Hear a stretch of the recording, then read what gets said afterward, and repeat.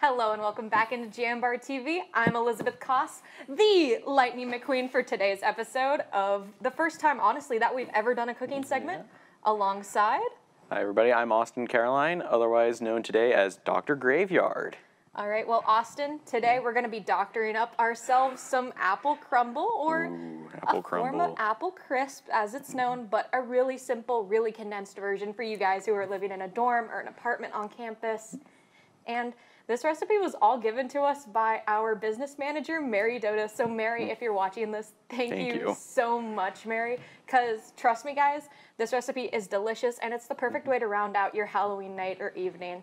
All right, so the ingredients you're going to be using, guys, and Austin, you're going to be handling some of these ingredients with me. Alrighty. You're going to need a bag of apples, 1 large egg for the making of the crumble. You're going to need some cooking spray to spray your pans. 1 stick of butter, you're going to melt it down as we have over here. Can of apple filling or the apples, of course. And 1 package of Snickerdoodle cookies. So once you have all those together, Austin, what I'm going to have you do is you're going to be assembling the crumble portion of our cookie. Okay. So what you're going to do is you're going to combine 1 package of the Snickerdoodle cookies, but do not put the cinnamon mixture into the cookies. Trust me here, because we're going to be topping that off with it. Ooh, I like the sound of that. The wet ingredients and the dry ingredients. So you're going to put the Snickerdoodle cookie at the bottom, and you're going to put in the butter mixture and crack an egg in there. Alrighty. What I'm going to be doing is I'm going to be showing you guys how to probably make a little bit more of the pie filling that would go on top of your crumble. So what I'm going to be doing is I'm going to be cutting open some apples, guys. So what you can do is you can fry apples, or you can use a can of pie filling. Either or works, really, honestly. But, so, Austin. Yes, Betty. How's your day going? And oh, it's not too bad, honestly. It's pretty nice so far. All right. Get to bake something. Haven't gotten to do that in a while. Are you going to watch any scary movies this Halloween? Honestly, I might go with one of the classics. I might just do a good old Halloween, just kind of on the nose, but John Carpenter is one of my favorite directors, so he always does a good job in my eyes. There is a new Halloween movie that is out, and I've been kind of interested in it, and I don't know if I want to see it yet, but I know Jamie Lee Curtis did reprise her role. Yep, I went to see the new one in 2018 when they first rebooted it, but I haven't watched any of the newer ones, like either the one that just came out last year or the one that's coming out this year, just because I haven't had the time to be able to go check them out yet, but I've been hearing great things about them so far. Yeah. Plus, it is nice because John Carpenter did come back to direct it and be part of it. Yeah. All right, guys, so if you take a look right here, what you're going to want to do is you're going to want to cube up your apples into smaller, more bite-sized shapes, so that way they can blend in a little bit better with if you use apple pie filling too alongside them, or if you decide to fry these would be really easy to fry. And how you would fry apples is you would just put them in a pan with some sugar, some butter, preferably brown sugar, trust me here. It's way better. And you'd mix in a little bit of cinnamon and basically fry them until they're brown. And you could use that as a pie filling itself, actually. All right. But Austin, so what you're going to do is you're going to mix that all together now until you get kind of like that cookie-ish like kind of texture. Alrighty. And so what I'm going to do is I'm going to take that pan from you. Yep. Well, let me grab that sugar, You're going to need your cinnamon sugar. Yep. And what I'm going to do is I'm going to spray this pan down for you. You can use a variety of different cooking sprays. Honestly, I just bought a simple canola oil for this, guys. But if you prefer more organics, you can use something like olive oil, or you can even use vegetable oil, basically anything that you have in your house. But if you use oil that's in a bottle, make sure you add a little bit of flour down to the bottom of it, just so you can really ensure that whatever kind of a dough that you're using isn't going to stick. But for this, simple spray oil works.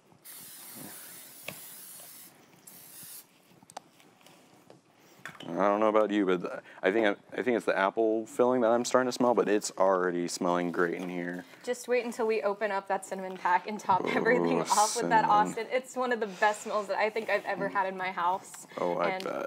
It's so good. Honestly, anything involving apples and cinnamon, it's like my favorite smell this time of year.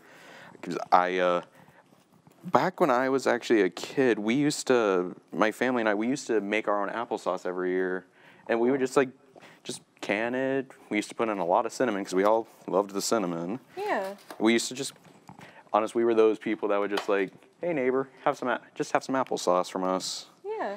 So what's your favorite kind of pie then? My favorite kind of pie is actually apple pie. It's very basic, but I just love a good apple pie. Sometimes just put a little dollop of ice cream on it. Though I do also really like blueberry pie, but it's never in season this time of year. Just because that's more of a summer thing. What I would recommend with this, guys, like Austin kind of said, for apple pie, I would highly recommend you guys get a little bit of ice cream with this, a little bit of caramel syrup. It's definitely one of those things that if you heat it up a little bit, it's 10 times better, and you can get that little nice vanilla ice cream melt on it, and it makes everything all together so much better. 10 out of 10. That's why we're going to show you guys how to make it and everything. And if you stick around, we're even going to show you what it looks like when it comes out of the oven. But Austin, what kind of plans do you have for Halloween this year? Honestly, I will actually be working this Halloween, but before, like the weekend before Halloween, I'm probably gonna be, I might go to the theater, might go see the new Halloween movie, or I might just do a little Halloween just movie marathon. Yeah. A couple of our coworkers are doing parties and stuff like that. Well, going to parties and stuff like that. I've never really been too big of a party person, but I probably might be going to Kent maybe. I'm not sure, but big party scene over there, especially around the holidays, especially for Halloween. And your mixture's looking pretty good, actually. Alrighty. So I'm going to move these apples out of our way and slide them underneath our desk. And we're never going to see those again. They've disappeared, everybody. But so what you're going to do is you're going to dollop this into our pan. Alrighty, we're gonna just...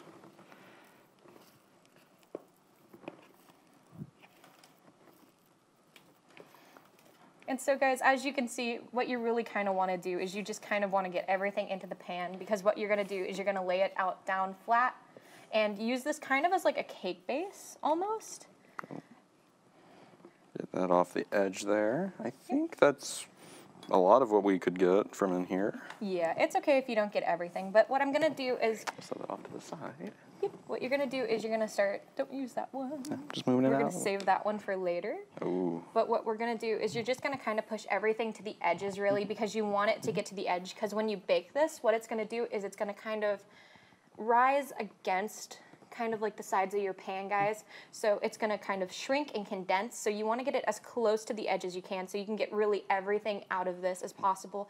And as you can see, what I'm just kind of doing, just kind of laying it out, trying to get it as flat as possible. I don't really want too many bumps in the middle or anything, because it's just going to want a nice, even consistency to lay the pie filling on top of, and your apples, and then your seasoning. And the nice part is also with it getting on the edges, that's usually where, the best part about it is when it gets really crispy. So that's what we want to try and get it crisp. So are you an edge person or are you an inside person? Any apple crisp, brownies, anything. I'm always like a corner, just because I love the crispy edges of it. I think it gets a little more flavor than what you normally get with it. Yeah. I prefer the inside pieces. I think that's where you get like the nice gooiness of the apple filling and everything. And so if I could ask you to start sprinkling that down upon our little base that we have going there.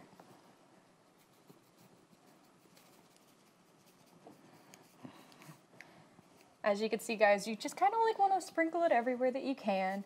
And it's okay if you have a little bit remaining, because what we're going to do is take the other half and kind of sprinkle it back on top. And that looks pretty good as it is. All right.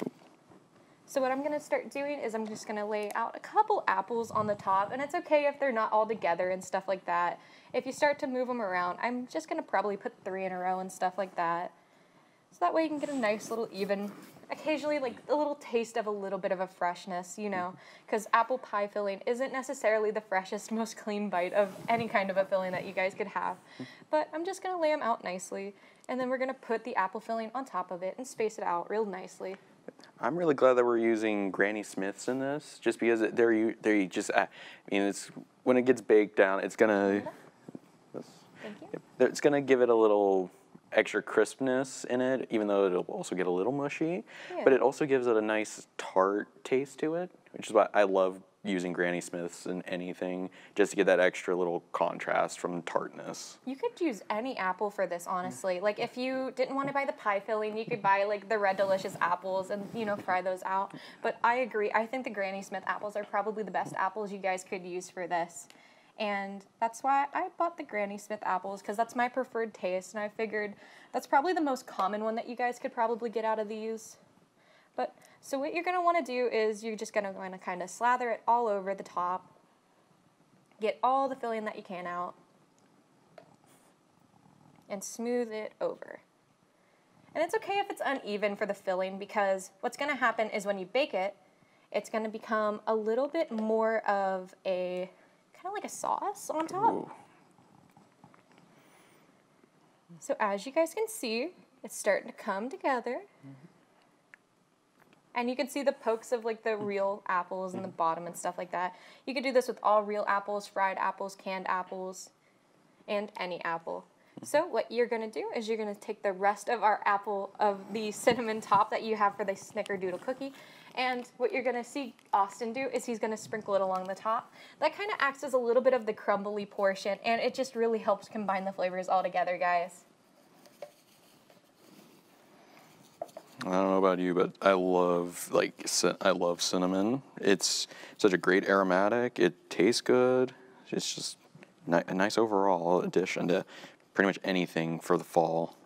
I agree, and it's one of those scents that you can just identify with fall.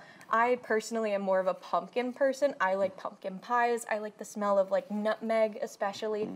But apple and cinnamon is that you cannot misidentify that. That is fall to a lot of people, and honestly to myself. Yeah, it's just nice. It gets you in the mood for, I'd say it gets you in the mood for the cold evenings coming up. Not quite super cold yet. But it's chilly. But it's starting to get that chill in the air. The leaves are turning, and that wind is kind of picking up, and it's definitely one of those things where it's like, I think I'd really like something like warm to end my day with. But guys, this is what the end product really looks like. It's going to be really nice to see visually, dynamically. You have the bottom of the apple crisp, which is the snickerdoodle cookie. So it has that nice real sweetness to it. And then you have the cinnamon layer, the apple layer, and then more cinnamon on top of it. So what you're going to want to do is you're going to want to bake this for about roughly 30 to 35 minutes at 350 degrees. And don't forget to preheat your oven. I would suggest you preheat your oven once you have the base of your cookie made. That way it gives it enough time and you're not like overworking your oven basically. So what we're going to do is we're going to slide this on down to the bottom. And through the power of TV magic, Austin, I have one already prepared. Oh my, that looks amazing. That looks good. So this is what it's going to look like after 30 to 35 minutes in your oven, guys, at 350 degrees.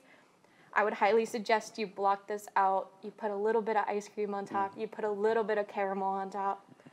Honestly, heat it up. Eat this when it's warm. That is my best advice. That way you can get all that smell in your house. You can get all that warm feeling. Even serve it alongside a nice glass of hot cocoa. Oh, hot cocoa sounds really good right now, too.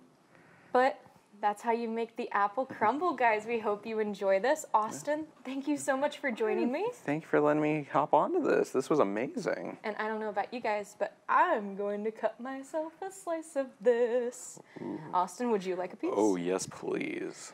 All right, though. But thanks, guys, for joining us. After the break, Cheyenne Gibbons is going to be breaking down your weekly weather, as always, featuring this week's Halloween weather.